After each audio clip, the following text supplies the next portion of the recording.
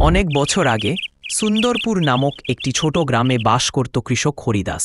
সে ছিল সৎ, পরিশ্রমী এবং অত্যন্ত ভদ্র মানুষ। কিন্তু গ্রামের পাশেই ছিল এক ভয়ঙ্কর জঙ্গল।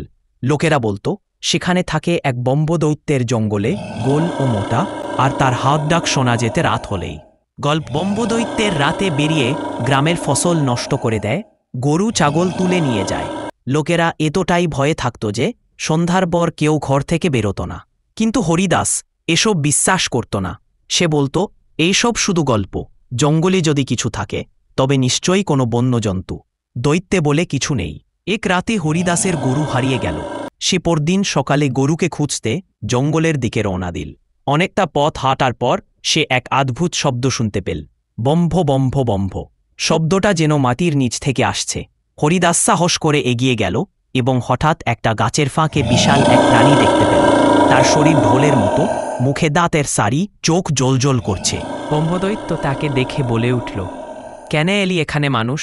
তুই কি আমায় ভয় পাস না?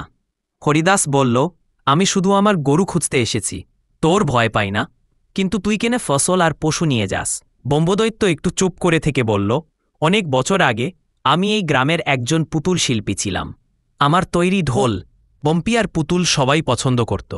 কিন্তু একদিন গ্রামের লোভী জমিদার আমাকে জঙ্গলে তাড়িয়ে দেয়, আমার সব কাজের সরঞ্জাম পুড়িয়ে ফেলে। সেই দিন আমি প্রতিজ্ঞা করি প্রতিশোধ নেব। জাদুবিদ্যা শিখে আমি ব্রহ্মদৈত্য হয়ে উঠেছি। হরিদাস করুণ স্বরে বলল, ভুল তো জমিদারের ছিল, গ্রামের সাধারণ মানুষ কেন শাস্তি পাবে? ব্রহ্মদৈত্য কিছুক্ষণ চুপ থেকে বলল, তুই সাহসী, আবার সত্যবাদীও।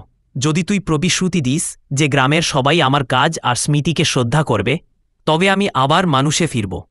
হরিদাস রাজি হয় গ্রামে ফিরে এসে সবাইকে বোঝালো। গ্রামের লোকেরা ব্রহ্মদৈত্যের পুরনো কাজের জন্য একটি স্মৃতিস্তম্ভ গড়ে দিল এবং তার নামে একটি পুতুল মেলা চালু করল। শেষ রাতে হরিদাস আবার জঙ্গলে গেল। ব্রহ্মদৈত্য তাকে দেখে হাসল এবং ধীরে ধীরে তার বিশাল শরীর থেকে ধোঁয়ার মতো কিছু উঠে আকাশে মিলিয়ে গেল। তারপর তার জায়গায় দাঁড়িয়েছিল একজন বৃদ্ধ মানুষ, চোখে শান্তি আর মুখে হাসি। সেই থেকে আর কোনোদিন ব্রহ্মদৈত্যকে দেখা যায়নি।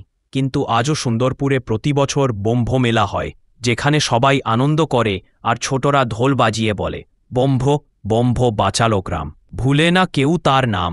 সমাপ্ত।